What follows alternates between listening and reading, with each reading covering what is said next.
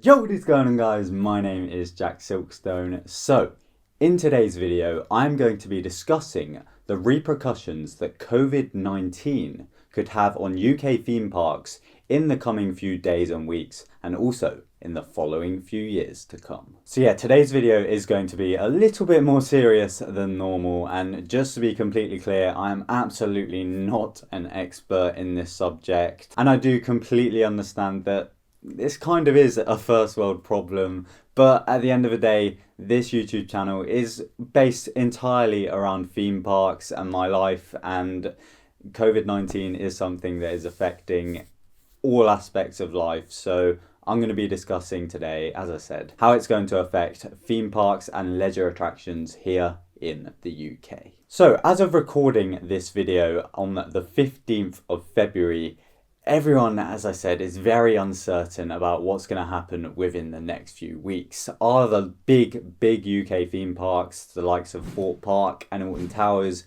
going to be opening? Well, as of right now, the big theme parks that we have open in the UK are Blackpool Pleasure Beach, Chessington World of Adventures, and Legoland. Now, Blackpool has of course been open since February half term.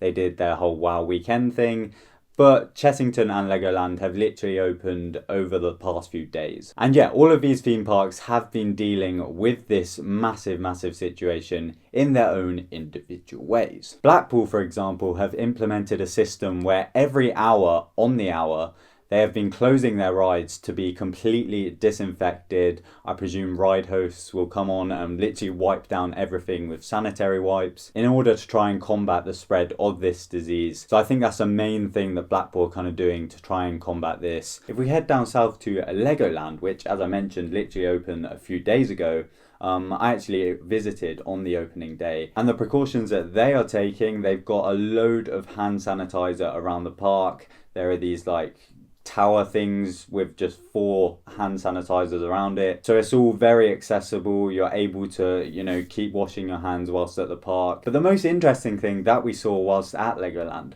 was the use of queue chevrons. So essentially what this was when you entered a queue for mainly the big rides at Legoland, for example like the Dragon ride, there would be a little poster right at the entrance which stated, "Please keep a gap from the group in front." And then once you actually join the queue itself, there are individual white markers all spaced about a meter or so apart, which presumably is where they're suggesting that groups stand in order to try and keep as much distance between each other as possible. Because obviously this is an airborne disease, so the more distance that there is, the better.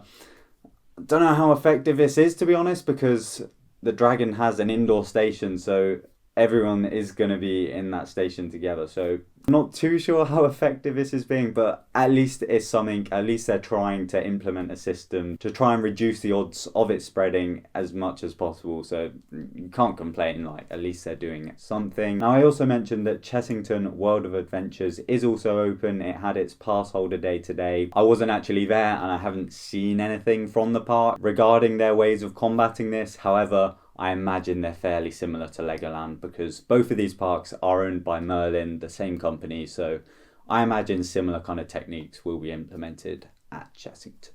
Now, those are all of the big, UK theme parks that we currently have open. However, next weekend, Thorpe Park and Alton Towers, probably the biggest UK theme parks that we have, are due to open. And honestly, with both of these parks also being owned by Merlin, if these parks are able to open, I think we very much will be seeing similar techniques being used at these parks. There'll be loads of hand sanitizer around the park.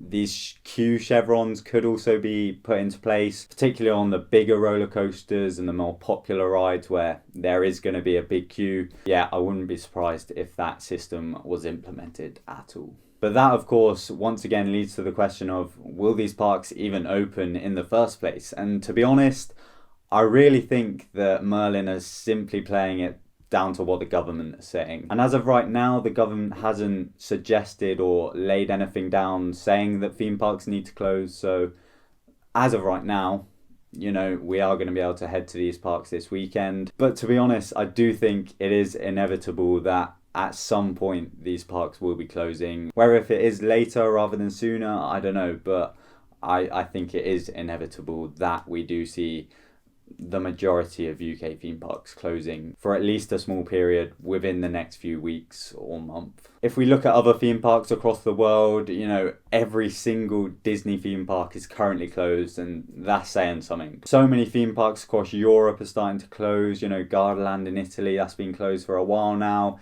Disneyland Paris, as I mentioned, is currently closed. So if other theme parks are doing it, it only seems right that the UK will follow in suit fairly soon. And of course, in the short term, it is a shame, like, you know, we've been looking forward to getting to these parks, but if it's going to help with this situation, then it absolutely should go ahead. You know, anything that helps should be done.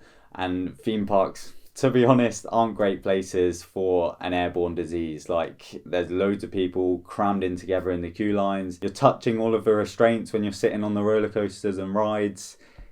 It's not ideal. Hopefully, after all of this has passed over, the theme parks will open again, everything will be all good. But a big issue here is what's going to happen as a repercussion of this whole thing within the next few years. Because ultimately, this whole situation is going to have massive, massive effects on the global economy, and particularly for the leisure and attractions industry. Financially, it's not good at all. So there is a slight worry that this is going to have big cost effects in the future. This could absolutely lead to a lack of investment in UK parks, and money might be a little bit tight for the next few years going forward as the parks, you know, try and recover from this. So yeah, it really is a big shame. You know, hopefully this will pass over as quickly as possible to try and like minimize all of the effects on this. But at the end of the day, as I said, whatever needs to be done to, you know, try and combat this. And, you know, hopefully everything will return back to normality as quickly as possible. But genuinely,